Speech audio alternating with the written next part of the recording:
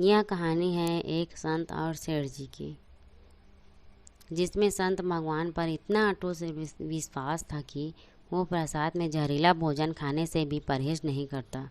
इसके बाद भगवान जो करते हैं उसे देखकर सभी हैरान हो रह जाते हैं। एक सेठ जी बड़े कंजूस थे। एक दिन उन्होंने दुकान पर बेटे को बिठा दिया और बोले कि बिना पैसे के किसी को भी कुछ मत देना, मैं अभी आया। अकस्मात एक संत आए जो अलग अलग जगह से एक समय की भोजन सामग्री लेते थे। लड़के से कहा, बेटा जरा सा नमक दे दो। लड़के ने संत को डिब्बा खोलकर एक चम्मच नमक दिया। सेठ जी आए तो देखा कि डिब्बा खुला पड़ा था। सेठ जी ने कहा, क्या बेचा? बेटा बोला, एक संत जो तालाब पर रहते हैं उनको एक चम्मच नमक दिया था। सेठ जी का माथा ठमका। वो बोला, अरे मूर्ख, इसमें जहरीला पदार्थ है। अब सेठ जी भागकर संत के पास गए। तब तक संत भोजन बनाकर भगवान को भोग लगाकर खाने की थाली लेकर बैठ चुके थे। सेठ जी दूर से ही बोले, महाराज रुकिए, आप जो नमक लाए थे नमक नहीं था बल्कि जहरीला पदार्थ था। कृपा करके आप ये भोजन ना करें। संत जी बोले, भाई हम तो प्रसाद लेंगे ही, क्योंकि भोग लगा दिया है। भोग लगाकर भोजन छोड़ नहीं सकते। अगर भोग नहीं लगता तो भोजन बेशक छोड़ देते। यह कहकर संत जी ने भोजन को प्रसाद समझकर खाना शुरू कर दिया।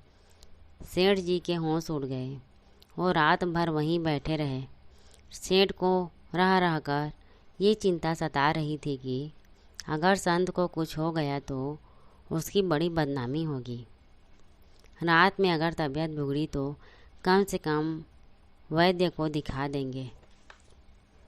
सोचते सोचते उसे नींद आ गई।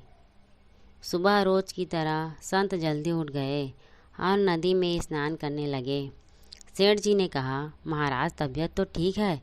संत बोले, भगवान की कृपा है। इसके बाद वे पूजा के लिए मंदिर चले गए। जैसे ही संत मंदिर का द्वार खोला तो देखा कि भगवान के श्री विग्रह के 2 भाग हो गए हैं और शरीर काला पड़ गया है।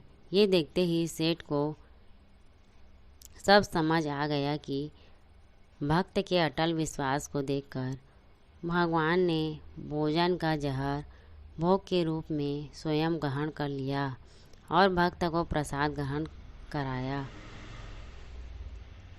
इसके बाद सेठ ने तुरंत घर जाकर बेटे को दुकान सौंप दी और स्वयं सत की शरण में आकर भगवान की भक्ति करने लगा। अगर आपको यह वीडियो अच्छी लगी हो तो प्लीज़ चैनल को लाइक, कमेंट और सब्सक्राइब करना ना भूलें। धन्यवाद।